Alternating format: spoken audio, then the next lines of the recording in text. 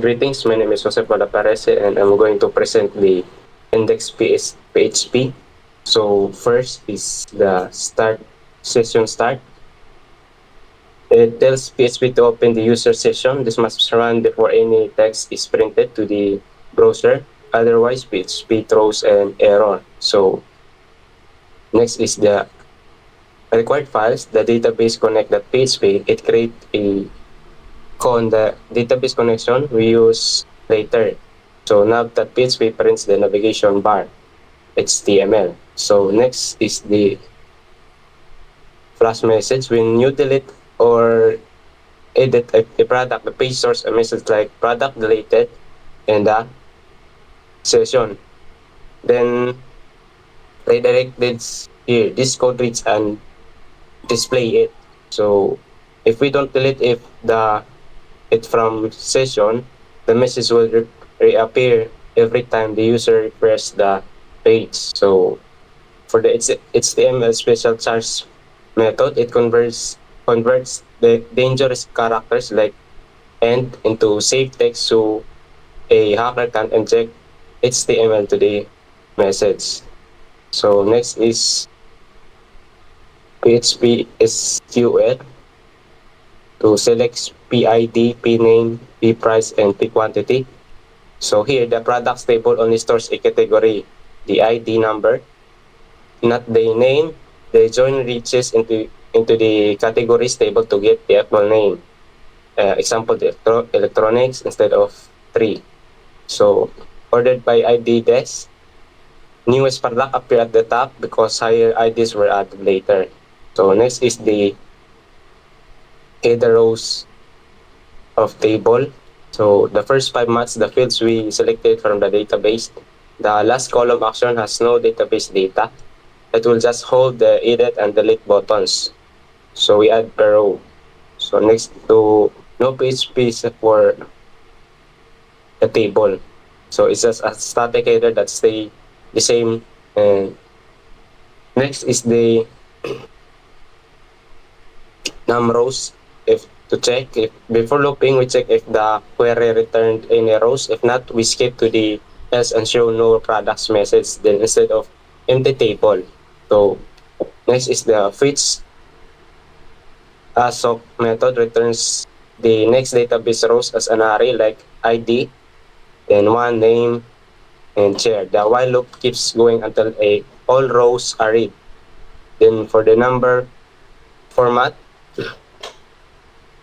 the price with exactly 2 decimal place and adds comma separator. So 1000 becomes make a proper clean price display. So next is the edit and delete buttons for each row. We attach the product ID to the link URL when the user clicks edit or delete. The next page reads the get ID to know which product to act on. Then to on-click font confirm, before we navigating to delete, the browser shows a pop-up asking delete this product. If the user clicks the cancel function, it returns false and nothing happens. The page stays. Oh. So the last one is the close the database connection and load the footer. So free up the database connection manually. Page will close it automatically when the script ends, but doing it explicitly is cleaner and considered good practice. Then for the footer.php, it prints the closing HTML tag script of anything that belongs at the bottom of every page, then to keep the things consistent side-wide. And that's all. Thank you. Good afternoon, sir. This is my presentation about the lab exam of ITU 2. My name is Amador and I'm about to start. First, let me introduce you the add product PHP. In this page where the admin adds a new product, it handles both showing the form and processing it when submitted. It connects to the DB Connect PHP for the database and uses nav PHP and footer PHP for the layout. Next, for the setup, at the top here, I require the DB Connect PHP to get the database connection. Then I initialize 2 empty variables. These variables are the error and success. which I'll use later to give the user feedback. Next, we go to the form processing. Here, the program check if the form was submitted via post.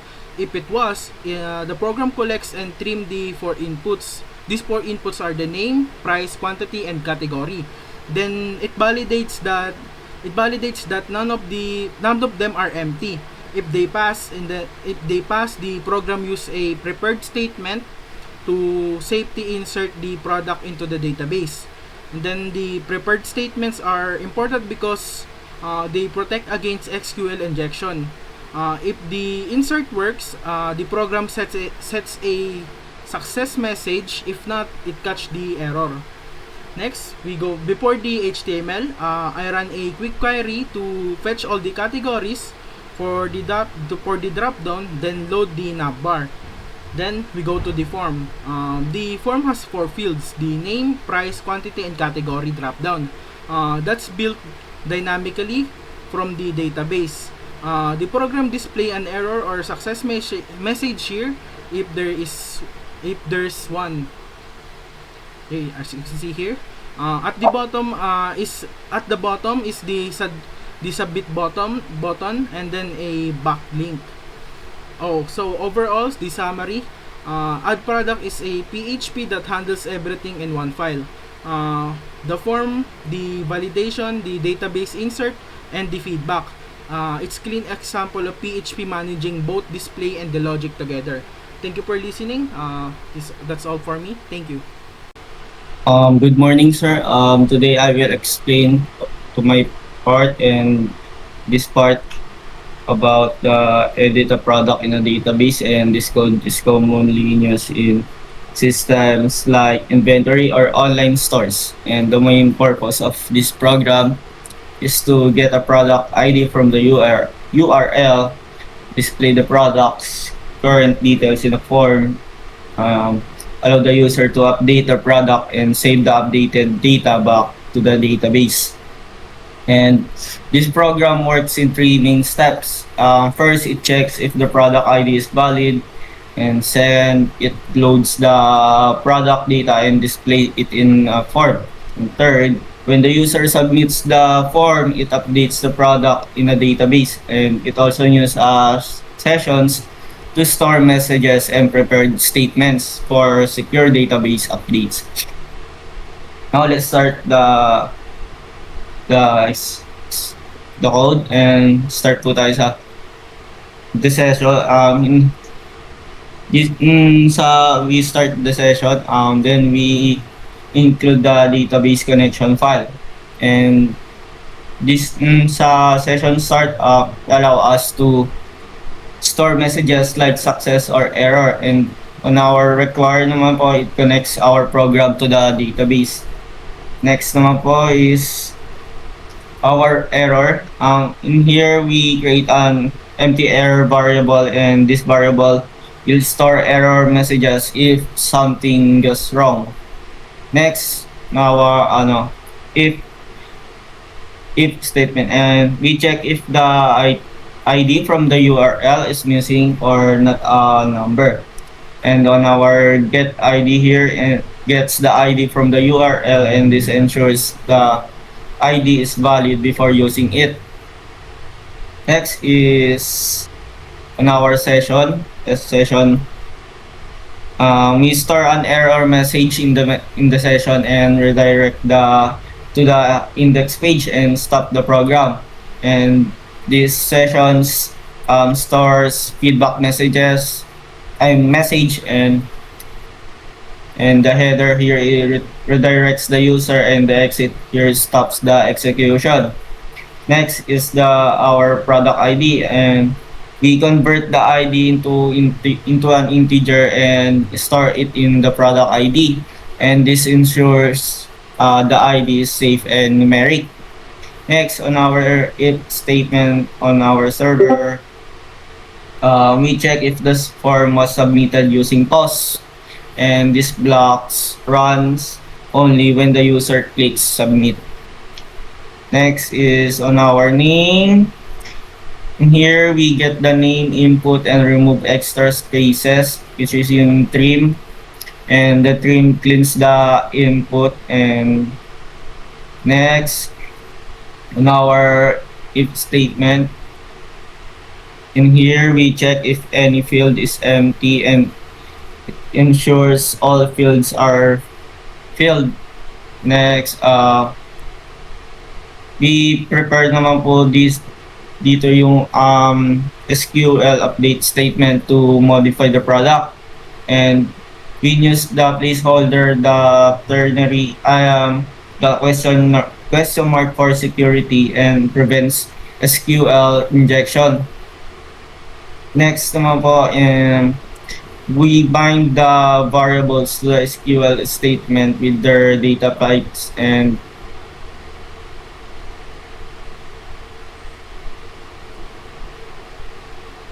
the S here is the string, and the D is the double, and the I is the integer. And the next naman po is our if statement, which is we execute the update here and check if it is successful. And next, on our session message, we store a success message in here and redirect back to the product list. Next, our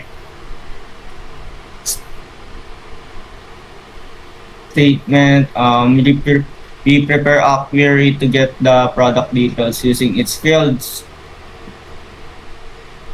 And on our product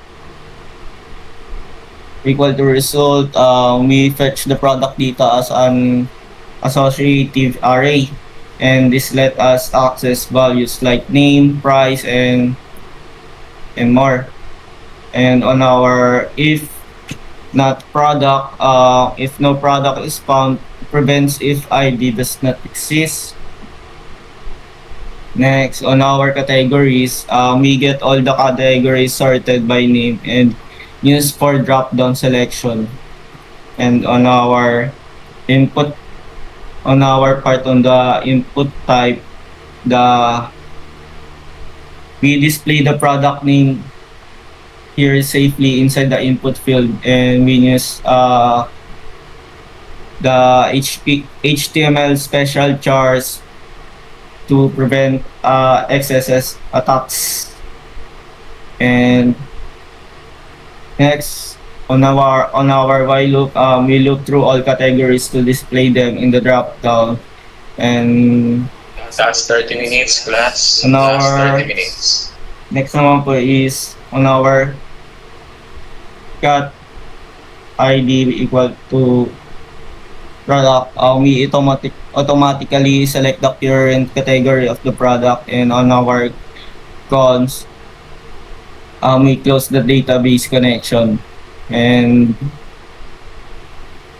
so overall, this PHP program allow users to edit product details it safely, validates input, fetches product data, display it in a form, updates the database, and use sessions for feedback. And that's all. Thank you for listening. Well, greetings. My name is Omar, and I will present the remaining PHP action codes and also the SQL and connection.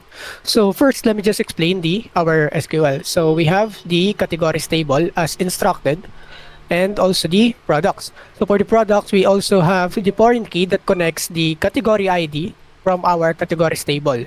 Then we inserted the predefined categories like electronics, clothing, and such. Then we connected that to our DB connected PHP using MySQL OOP.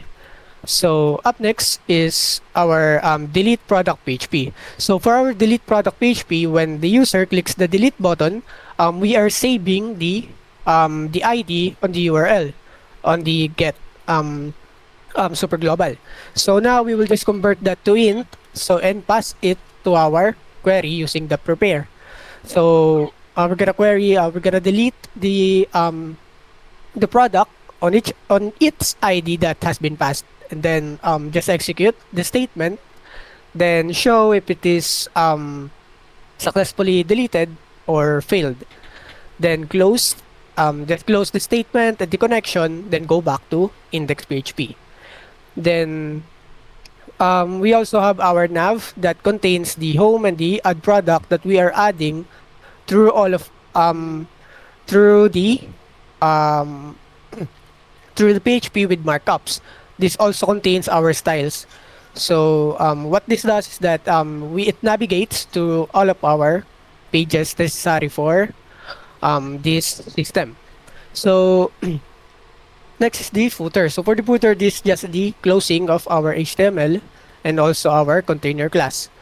Then that is all for the rest of the code. Let me just now explain our test cases for our output presentation. Greetings, my name is Omar and I will now present our output. So this is our system for adding a product. So now I will now input each of the test cases. So now let's just click add new product, laptop, with a price of 35,000, quantity of 5 in the electronics category.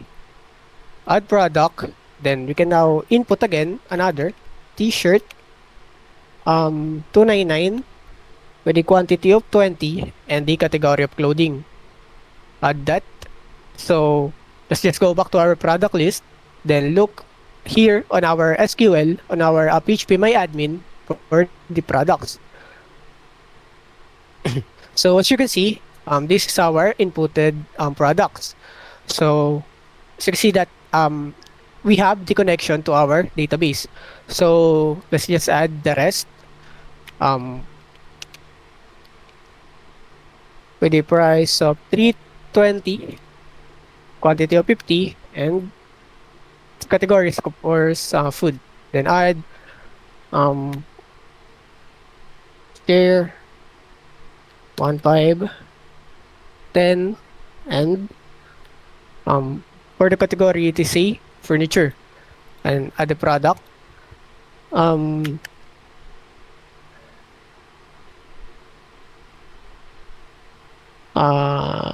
100 stationery. Add the product. The next is the canned good, 25, 10, and of course food. So all of this is our category that we have queried on our database. So as you can see here,